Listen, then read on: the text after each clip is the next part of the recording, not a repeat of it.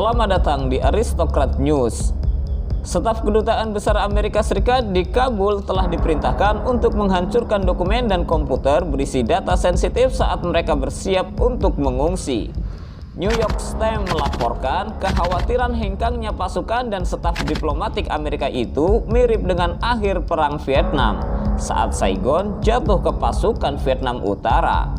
Perintah penghancuran data sensitif tertuang dalam memo tentang persiapan darurat untuk keberangkatan sebagian besar pekerja kedutaan. Salinan memo itu diperoleh NPR yang mengungkapkan dalam sebuah laporan pada hari Jumat. Perintah itu keluar ketika Pentagon mengerahkan 3.000 tentara tambahan ke Kabul untuk memastikan evakuasi yang aman dan mengikuti nasihat kedutaan pada hari Kamis yang mendesak semua warga AS untuk segera meninggalkan negara itu. Pasukan AS yang dijadwalkan untuk mundur pada akhir bulan ini, tetapi bahkan berminggu-minggu sebelum proses itu dapat diselesaikan, pasukan Taliban telah merebut kembali sebagian besar wilayah Afghanistan. Taliban telah merebut Kandahar, kota terbesar kedua di negara itu, pada hari Jumat dan bergerak dalam jarak 50 km dari Kabul, ibu kota nasional, dengan merebut provinsi Logar. Presiden Joe Biden memerintahkan penarikan pasukan pada bulan April, menandakan akhir dari perang terpanjang dalam sejarah Amerika, dan pasukan pemerintah Afghanistan telah kewalahan oleh serangan Taliban sejak saat itu. Pejabat Departemen Luar Negeri Amerika Serikat khawatir tentang keselamatan diplomat Amerika dan takut bahwa evakuasi bisa menjadi seperti keluarnya Washington tahun 1975 dari Saigon, yaitu di Vietnam, ketika staf kedutaan harus dievakuasi dari atap gedung dengan helikopter. The New York Times melaporkan kekhawatiran itu dengan mengutip 5 pejabat Biden dan sebelumnya yang berbicara secara anonim. Negosiator AS telah meminta Taliban untuk tidak menyerang kedutaan, mengancam pencabutan bantuan asing jika kedutaan mereka diserang oleh Taliban.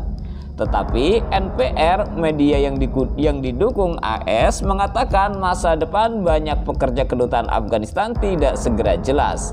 Memo kedutaan mengindikasikan bahwa staf konseler kecil akan tetap berada di Kabul, meskipun tidak jelas bagaimana hal itu dapat dilakukan jika ibu kota direbut oleh Taliban.